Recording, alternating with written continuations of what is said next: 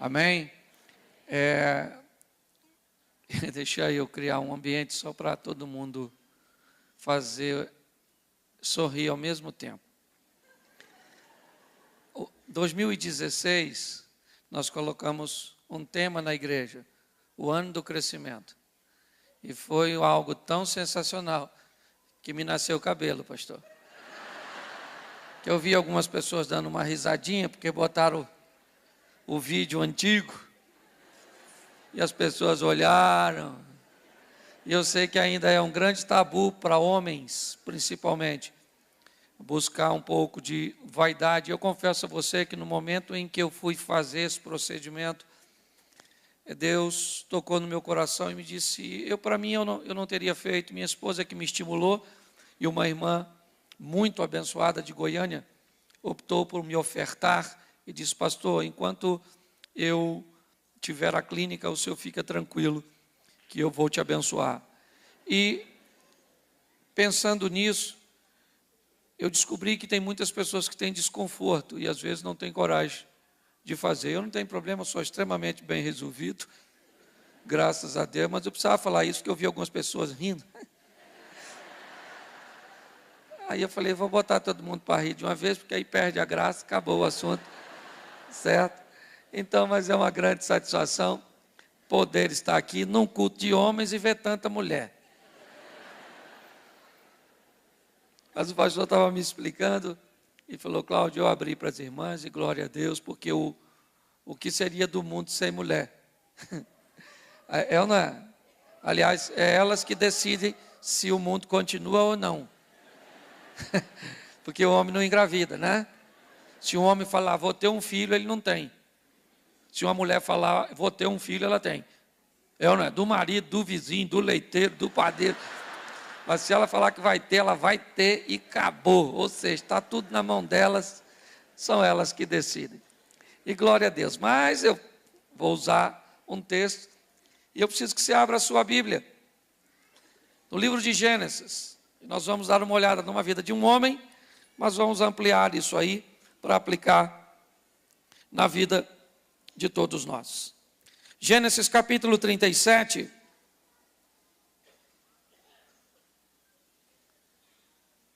Versículo 2.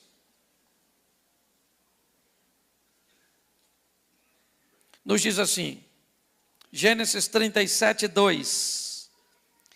Esta é a história de Jacó. Tendo José 17 anos, apacentava os rebanhos com seus irmãos, sendo ainda jovem, acompanhava os filhos de Bila e os filhos de Zilpa, mulheres de seu pai, e trazia más notícias deles a seu pai. Ora, Israel amava mais a José que a todos os seus filhos, porque era filho da sua velhice. E fez-lhe uma túnica talar de mangas compridas.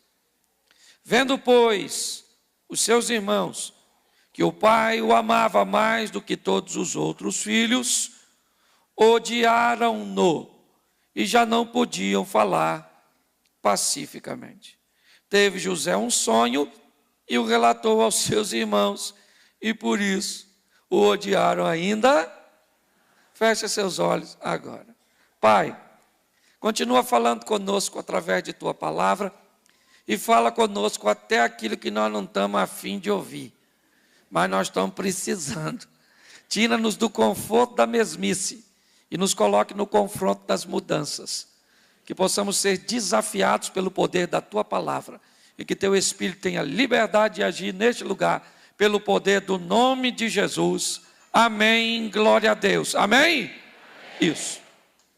Vamos começar por esse texto, pois eu quero acompanhar com vocês a história de José, e vamos ver que ela é composta de diversas etapas, de diversos estágios da vida deste moço, e como é que ele reagiu a cada etapa da vida, certo? A vida é difícil, e a vida é fácil, depende do momento. Tem momentos na nossa vida que as coisas normalmente dão tudo certo. Mas tem momento que as coisas dão errado. Aí depois elas dão certo. Depois é errado de novo. É assim que funciona. Pastor, minha vida deu certo a vida inteira. É um negócio meio esquisito. Certo? Se a Bíblia diz que no mundo tereis isso. Mas, pastor, minha vida também deu errado a vida inteira. Tem alguma coisa de errado. Você tem que mudar de fase. Ah, pastor, é época de chorar. Sim, nem todos. Vivemos uma crise. Ah, pastor, a crise chegou, meu filho, enquanto um chora, outro vende lenço. Ué, é assim que funciona. Então, hoje eu vejo muitas pessoas que têm dificuldade de lidar com essas etapas da vida. E como eu vim falar, né, para pessoas, para homens, mas no intuito de abranger essas fases da vida, eu quero que você, né, vamos começar por aqui. José, filho de Jacó, ele é nada mais, nada menos filho da mulher que o Jacó amava, a tal da Raquel. Uma mulher que devia ser muito bonita, porque um cara trabalhar tanto para casar com a mulher. 7 anos para casar com a dona. Casa com a mulher errada. Eu não consigo entender como é que um cara entra numa tenda, 7 anos de trabalhar, e entra com a mulher errada. Para mim, ele bebia. Não tinha crack, não tinha essas coisas naquela época, não é? O cara trabalha 7 anos para casar com a mulher, deita com a mulher errada, acordou de manhã, foi lá e falou com o sogro: o que você fez? O sogro falou: aqui, a mais nova não casa primeiro que a mais velha. Pô, mas não teve 7 anos para me falar isso? Aí eu arrumava uma mulher mais baratinha, é ou não é? Mas olha só, uma mulher estéril que vai ter seu primeiro filho, depois de muita luta, o menino José. José até o presente momento é o mais novo, é o caçulinha, mas à frente ainda vai ter Benjamim. Mas ele é o filho amado, ele tinha uma túnica, está lá. Hoje ele teria o quê? Um iPhone 7, um tênis Nike. Era aquele garoto que o pai, né, vai investir nele, gosta dele, o ama. É o menino José. Porém, ele é o irmão mais novo. E seus irmãos mais velhos têm um comportamento incorreto. Olha só, sabemos que os meninos mais novos têm tendência a copiar o que o restante da turma faz. E quando o texto diz que o comportamento dos filhos de Bila e de Zilpa e da turma toda era ruim, eu descubro que José poderia ter copiado aquilo que viu. Repetir um comportamento impresso, exposto por seus irmãos mais velhos. Mas não. O texto diz que ele trazia más notícias. Seus irmãos tinham comportamento incorreto, mas José sabia o que era certo. E não é porque todo mundo está fazendo que nós vamos fazer, porque nós não somos todo mundo, nós somos cidadãos dos céus. Amém? Quem quiser fazer, que faça. Você tem que definir nessa sua vida se você é termômetro ou se você é termostato. Termômetro é um aparelho que serve para medir o ambiente. E o termostato é um aparelho que determina em que ambiente ou que temperatura o ambiente fica. Certo? Quem é você? Você fica e mede apenas a temperatura do ambiente? Ou você diz que temperatura o ambiente fica? Esse dia, eu moro lá em Xerém, uma grande metrópole no Rio de Janeiro, certo? Grandes arranha-céus, uma coisa fantástica. E lá tem uma lanchonete muito requintada, quase um Starbucks, certo? Numa esquina lá a gente toma um café num copo de geleia e faz aquele pão na chapa que a gente não limpa direito, então vem aquela silhueta assim, no pão. Aquilo é gostoso demais. Se limpar, estraga. E eu chego lá todo dia para tomar um café quando eu estou lá. Cheguei esses dias, tinha uns 4 ou 5 amigos conversando, e eu passei por eles e vi que eles estavam falando de mulher. Peguei fulano, saí com o menino, gostosinho, essas coisas assim. E a gente se converte, mas não fica surdo. Passei, escutei o comentário malicioso dos irmãos. Fui até o balcão, pedi meu café, a mocinha já sabe, o café, o pãozinho, e falei, vou experimentar. Peguei, entrei no meio deles e disse, bom dia, gente. Estão falando de quê? Aí um deles falou assim, deixa para lá, pastor, como é que está a igreja?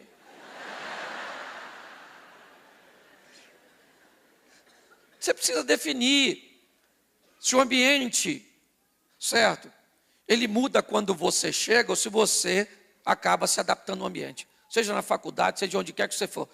Não é porque os outros estão fazendo que nós vamos fazer. Eu não sou todo mundo. E acabou o problema. Eu não é? Tu está afim de ir para o inferno? Não está afim, mas muitos mesmo, sem estar afim. Até quem não acredita vai. Porque é no céu que pede fé. No inferno, não. No inferno chega lá e diz, ih, Satanás, eu nem acreditava em você. Ele vai falar, é aqui mesmo, filho. Senta nessa cadeira pegando fogo que já vou te atender. É ou não é? Sim, fé é uma coisa. Crer em Cristo como Salvador.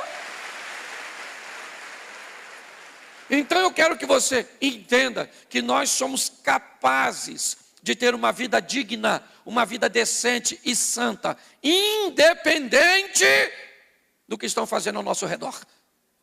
Certo? O José tinha uma vida íntegra.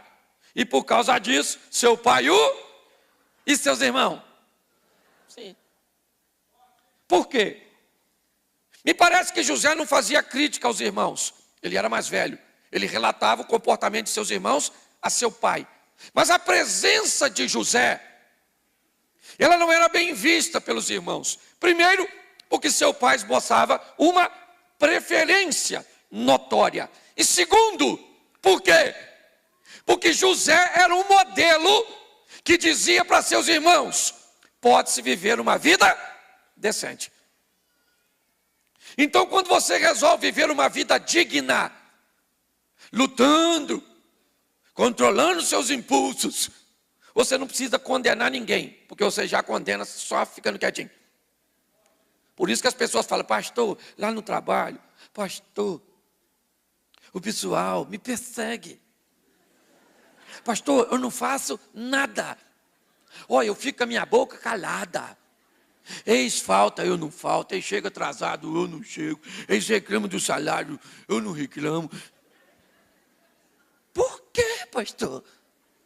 Porque você mostra que é possível ser decente. E quando você mostra que é possível ser algo que os outros não são, eles ficam com raiva. Porque hoje nós estamos debaixo de valores invertidos. Hoje o cara diz para alguém assim, rapaz, fui sacar 5 mil reais ali no banco, 11 horas da manhã, o ladrão me roubou. O que a pessoa fala? Também. Sacar um dinheiro desse 11 horas. Ou seja, quem é que está com a razão? O ladrão. Errado é você que foi sacar. Você foi fazer uma caminhada com o seu iPhone. 11 horas da noite o ladrão diz, passa o telefone. Se você contar isso para alguém, o que o pessoal vai falar? Também. 11 horas. Caminhar com o iPhone. Ou seja, quem tem razão é o miliante. Você está errado. Hoje as coisas estão tudo bagunçadas. Hoje vem na igreja, um demônio se manifesta, você vai expulsar o demônio e sai a pessoa. Eu acho que o demônio fica aliviado que tiraram. Porque hoje as atitudes são bestiais. Hoje o procedimento humano, tem gente fazendo coisa que eu acho que o diabo fica com vergonha. É lógico que é brincadeira, mas eu tenho que explicar assim, para ver se alguns consertam. Então o José, olha só, ele começa a ter problemas. E aí eu não consigo entender.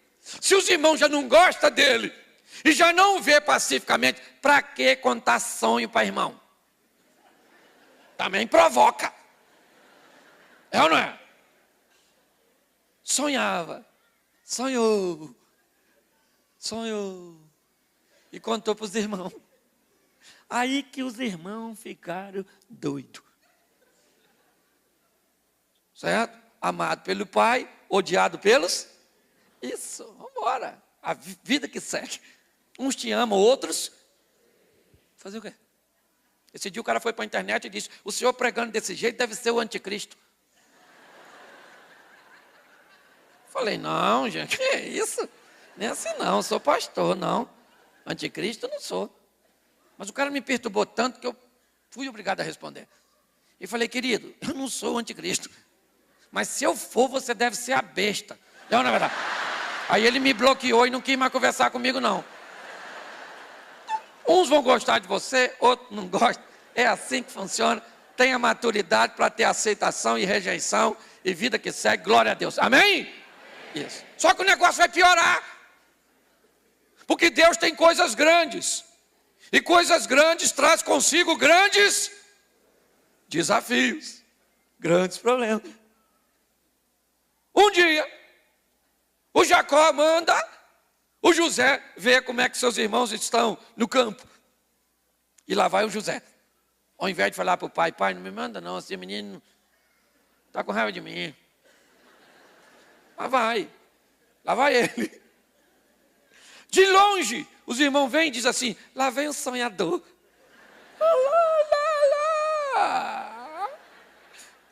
iPhonezinho. Lá vem ele. De longe já diz, vamos matar ele, vamos matar, vamos eliminar. É ou não é? Esse problema. Vamos eliminar esse comportamento de alguém que sempre está nos acusando. Só que mata, pensando em matar, jogaram José numa cisterna. E ficaram do lado de fora. A gente mata ou não mata, mata ou não mata. Eu imagino José dentro da cisterna. Morri, não morri, morri, não morri, morri, não morri. Na cabeça de seus irmãos, eles estão escolhendo o futuro de José. O que eles não sabem é que o futuro de José não está na mão deles. O futuro de José está nas mãos de Deus. Amém? É isso aí. Vou matar, não mata.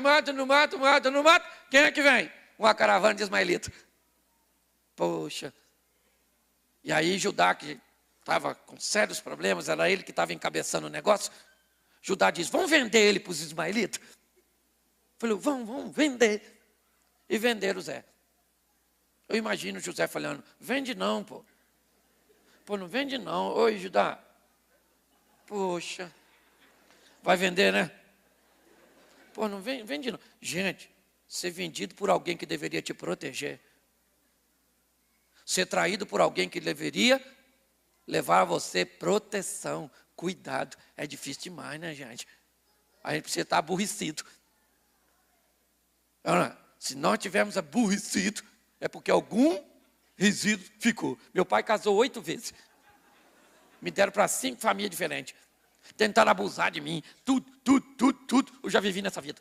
Eu não era para estar aqui com o microfone, era para estar com a metralhadora. Um serial killer, um assassino em série. Isso. Investigação Discovery.